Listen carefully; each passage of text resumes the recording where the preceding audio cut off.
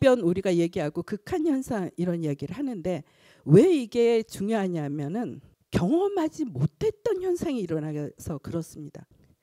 지금 여기 작년에 있었던 건데 작년에 그 독일 벨기에에서 사람이 200명이 사망을 한 홍수가 발생을 했습니다. 그때 비가 얼마나 왔는지 아십니까? 하루 정도에 걸쳐서 비가 200mm가 왔습니다.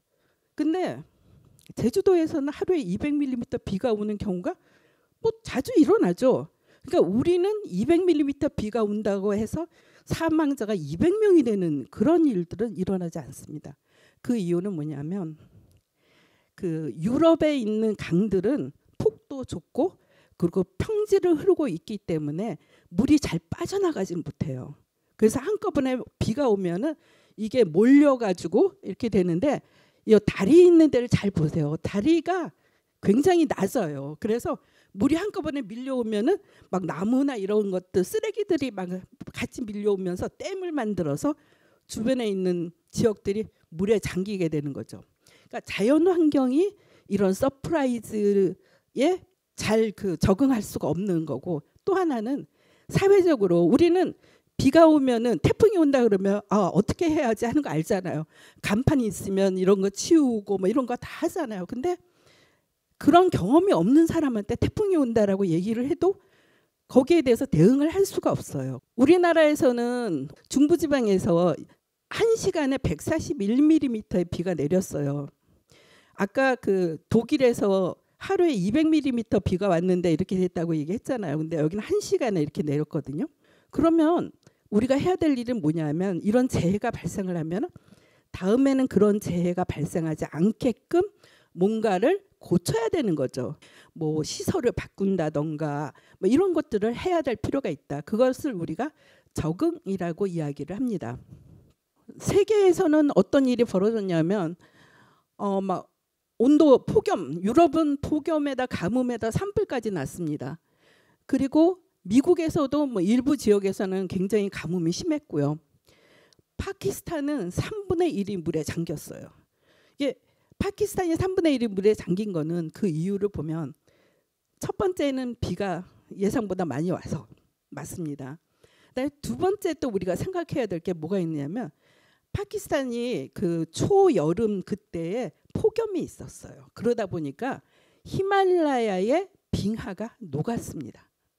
그러니까 단순히 비가 많이 온 것 때문에 홍수가 난 게 아니라 비가 많이 온 데다가 히말라야에서 내려오는 그 빙하 녹은 물이 있었고 그다음에 세 번째는 뭐냐면 해수면이 상승을 했거든요. 예전보다는 20cm 정도이지만 상승을 했어요. 아무튼 그러니까 물이 빠져나가야 되는데 바닷물이 높아지니까 물이 빠져나가지 못한 이 세 가지 요인들이 같이 포함이 되어 있었던 겁니다. 그래서 파키스탄의 경우에는 이것을 기후변화 때문이다라고 얘기를 할 수 있는 게 이 세 가지 이유이고요. 왜 이걸 보여드리냐면 이 가뭄이라는 것이 정말 어떻게 그 우리에게 영향을 미치는가 하는 것들을 그려본 건데 지구 온난화가 일어나면 어떤 지역에서는 고기압이 강화됩니다. 그러면 고기압이 강화되는 지역에서는 비가 오질 않습니다. 그러면은 가뭄이 되겠죠. 그리고 비가 오지 않다 보니까는 태양 에너지가 더 많이 들어오게 돼요. 그래서 또 고온이 일어날 수가 있습니다. 그러면 이런 이유 때문에 마르니까 나무가 마르니까 산불이 일어날 수 있겠죠. 그럼 산불이 일어나면 이게 또 이산화탄소가 발생이 됩니다. 생태계가 위협을 받겠죠. 생물종이 위협을 받을 수 있죠. 그다음에 에너지가 수요가 또 증가합니다. 그러면은 또 온실가스가 또 배출이 또 되겠죠. 사람들이 에어컨 틀고 막 이래야 되니까. 그래서 우리가 가뭄이라는 하나를 가지고 보더라도 이런 것들이 지구 온난화에서 시작돼서 가뭄이 발생을 하면 여러 가지 그 과정을 거쳐 가지고 이렇게 취약계층을 위협한다던가 식량이 줄어든다던가 또는 지역 분쟁이 생긴다던가 하는 것들을 우리가 알 수가 있습니다. 그래서 단순히 기후변화 얘기하면 간단하게 이게 왜 생기는지 이게 어떻게 영향을 미치는지 설명하기가 굉장히 어려운 것들이 바로 이렇게 복잡한 그런 서로 간의 연관관계를 갖고 있기 때문입니다. 우리나라는 5년씩 평균을 했어요.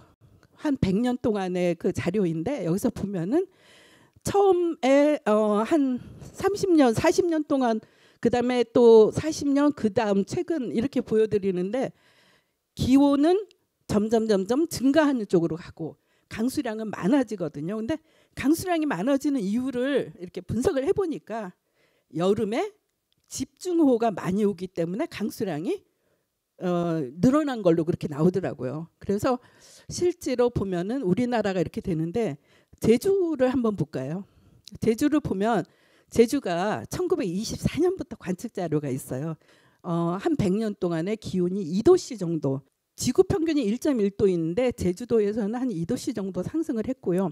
강수량은 증가하는데 문제는 보면은 어떤 때는 엄청나게 비가 적게 오고 어떤 때는 굉장히 많이 오는 거예요. 그래서 변동성이 커지니까 한 해는 홍수다 막 이러고서 한 해는 가뭄이다 이렇게 얘기되는 거죠. 그래서 변동성이 커지기 때문에 이거는 굉장히 살아가는데 이제 어려운 그런 상황이 된다 하는 것들을 우리가 알 수가 있습니다.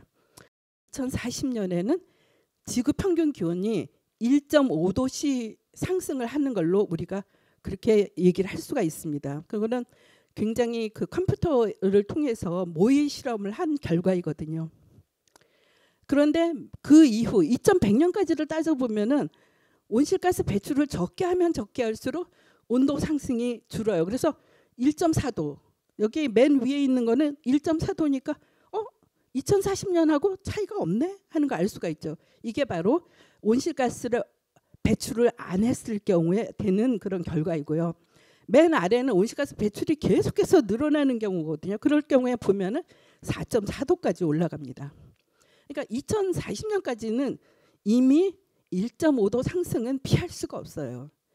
극한 현상들은 과거하고 비교를 했을 때 폭염의 경우에는 19세기 말과 비교했을 때 한 9배 정도 증가를 했고 홍수는 50%가 증가를 했습니다. 그래서 이런 것들이 만약에 2도씨, 4도씨가 그러니까 온도가 이제 올라가게 되면은 이게 훨씬 더 많이 증가할 것이다 하는 것들을 이제 우리가 그 과학적으로 확인을 했고요. 그런 것들 때문에 우리가 실제로 그 대비를 해야 된다. 그러니까 뭐 홍수가 날 거에 대비하고 가뭄이 날 거에 대비하고 폭염에 대비하는 그런 자세가 필요하다. 마지막 슬라이드인데요.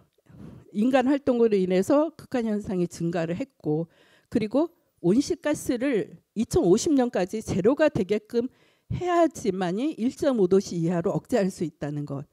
그리고 이런 것들 미래에는 이제 적응하고 온실가스 감축 두 가지를 다 해야 된다는 것.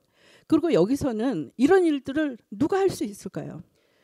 여기에는 아무도 거기에서 피해갈 수 없습니다. 모든 사람들이 국가든 지방정부든 아니면 민간 기업이든 시민 여러분이든 다 참여를 해서 같이 참여를 해야 한다는 것이 중요한 문제고요. 그다음에 마지막으로 제가 오늘 말씀드리고 싶은 건 뭐냐면 이런 것들을 주먹구구식으로 할 수는 없습니다.